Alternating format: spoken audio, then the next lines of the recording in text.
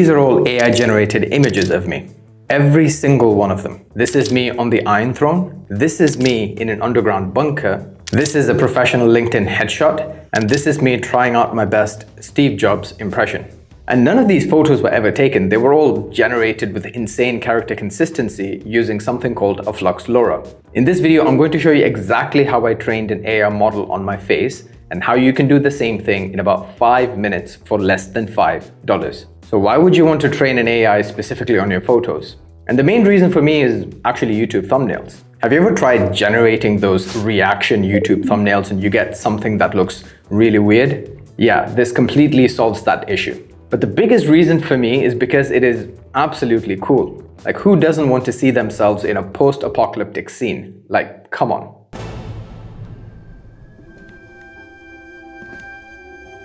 So let me show you how. So the first thing you need to do is train your LoRA. And LoRA stands for Low Rank Adaptation. It's basically a small add-on that teaches an existing AI model something new, like your face, without retraining the whole model from scratch. So think of it as teaching a sketch artist your face.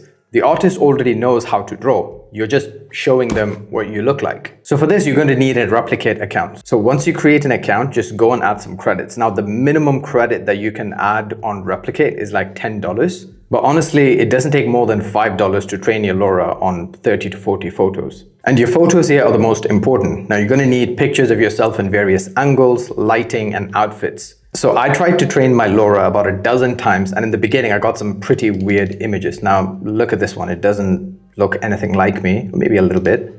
And then it even made me look like a white guy. And this is because my seed photos were really bad. I just didn't have a lot of image variations, and quite honestly, some of my seed images were just low quality. So make sure you give it high quality photos, and you can take these with just your phone. Ideally, you want to have anywhere between 20 and 40 photos, so the more you have, the better. Now let's go back to replicate to the Flux Dev LoRA trainer, and you can find this link in the description below. So over here, what you want to do is you want to create a new model. So I can name my model something like Moz Training 2. So make sure you make it private so people don't do weird shit with your photos. And next, you have to upload your images in a zip format.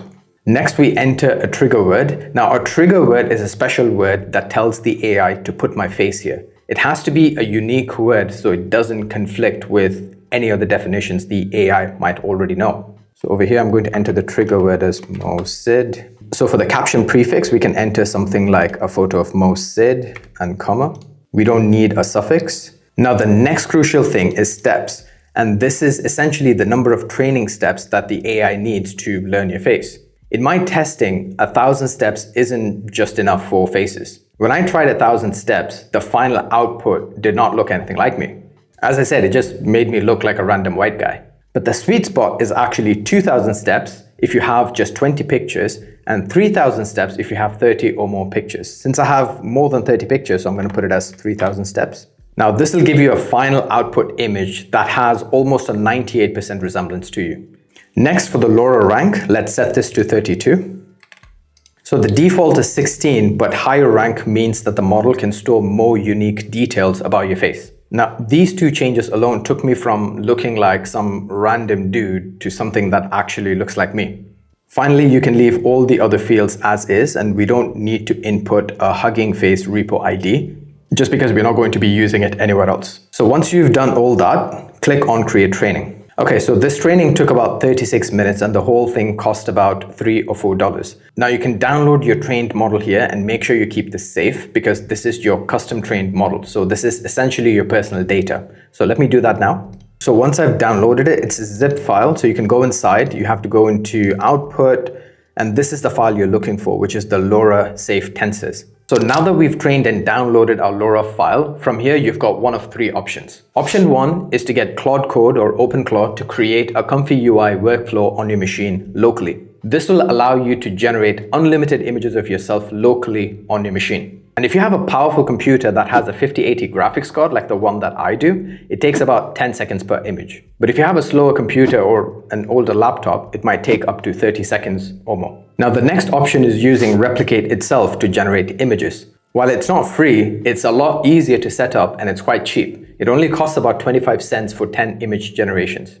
To get the most detailed and realistic looking images, we need to give a detailed prompt. And this is where I use a super simple prompt framework that goes something like this. You need framing and subject, plus outfit, plus action or pose, plus scene or setting, plus lighting, plus style or camera, plus the quality.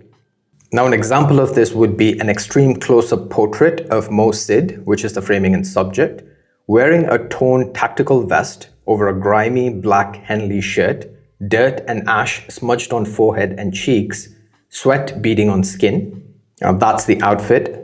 For the action or pose, we're going to say staring directly into camera with an intense, determined expression, inside a dimly lit underground concrete bunker with exposed pipes and flickering fluorescent lights.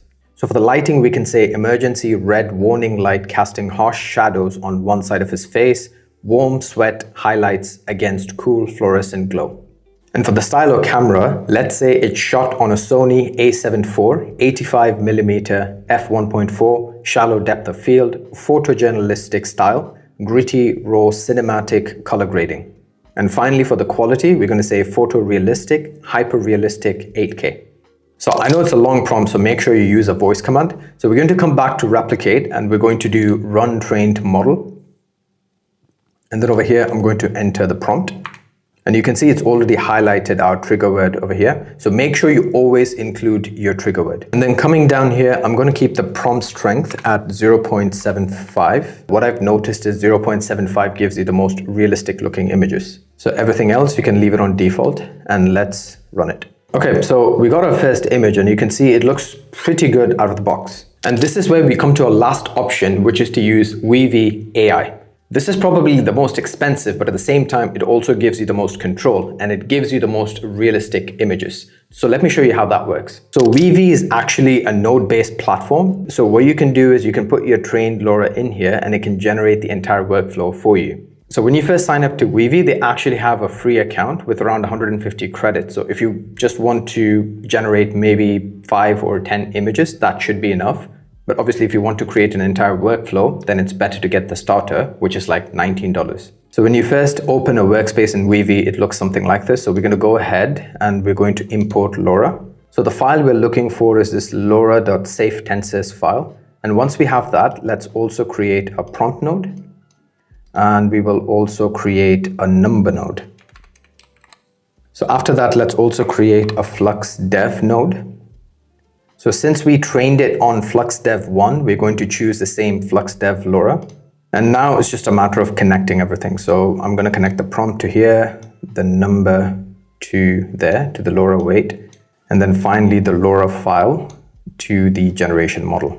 I'm going to come back to the prompt and enter the same prompt that I had before. And before we run the model, let's make sure it's 0.75. And for the output over here, maybe I'll pick 16:9 and let's get that running.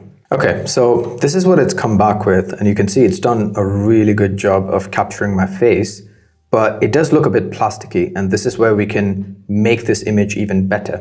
So now next, what I can do is I can add some realism to my face, essentially taking out that plasticky look. So I can come to image models and then enhance image and just get the magnific skin enhancer.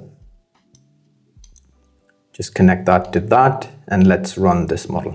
Okay, so it's come back and you can see it's added a lot more detail to my skin, but at the same time, it's added a bit of a beard or a stubble. Now the reason for this is because I use the creative method, but if you use the faithful method, what it will do is it will preserve a lot of your facial features. But I'm going to leave this here just because it actually looks good with the stubble. Look at that. Sick. Okay, so I did a few other image generations. Now this is a before and after.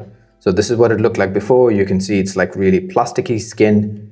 And then after, you can see it's added a whole bunch of pores, more lighting to my face. It just makes it look so much better and realistic. Another example is this one. It just looks like my forehead had like loads of Botox. And this is the after. So it's added a lot more details to my skin. It just makes it look more natural. And finally, we have this one. So this clearly doesn't look all that real.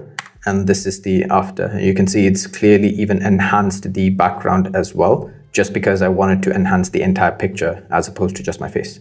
So there you have it, guys. And to recap, here's what you need to do. You need 20-something photos uploaded to replicate as a zip file, and then you train a Flux LoRa model on your pictures, and now you can put yourself anywhere. Now that you have your system in place, in the next one, I'll show you how to create cinematic documentaries at scale. If you like this video, then drop a like and subscribe to the channel. I'll see you in the next one.